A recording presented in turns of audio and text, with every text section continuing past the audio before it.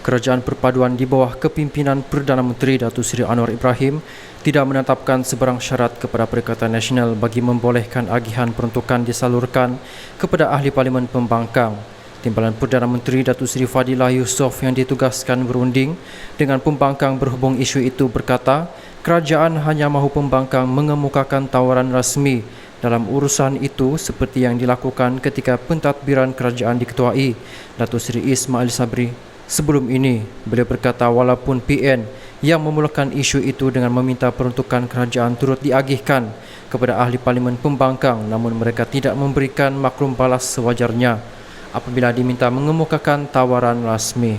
Saya memang menunggu tawaran daripada PN, tapi setakat ini kita belum menerima surat permohonan rasmi. Kita perlu melihat permohonan rasmi itu kerana melaluinya kita akan tahu apa tawaran mereka, katanya kepada media ketika ditemui di Majlis Rumah Terbuka Aidilfitri anjurannya di Pusat Konvensyen CIDB di Jalan Sultan Tengah, Petrajaya di sini.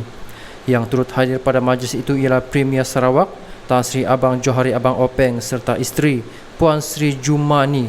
Tuanku Bujang mengulas lanjut Fadilah berkata, ketika pentadbiran kerajaan terdahulu peruntukan disalurkan kepada pembangkang selepas perundingan dijalankan antara dua pihak. Perlu diingat ketika Kerajaan Keluarga Malaysia, pentadbiran Perdana Menteri Datuk Seri Ismail Sabri Yaakob, ada perjanjian persefahaman MOU dan ada perundingan, tetapi ini belum berlaku lagi walaupun PN diminta mengemukakan tawaran kerana syarat bukannya dari kerajaan. Kita cuma menunggu tawaran daripada mereka kerana mereka yang buka mula membangkitkan isu peruntukan kepada Ahli Parlimen Pembangkang. Jadi merekalah yang harus membuat tawaran, katanya.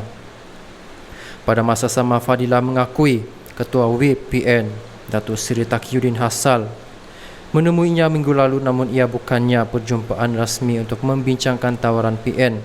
Saya sudah beberapa kali memberitahu mereka supaya membuat tawaran hitam putih kerana selagi kita tidak menerima tawaran rasmi maka tidak akan berlaku perundingan, katanya.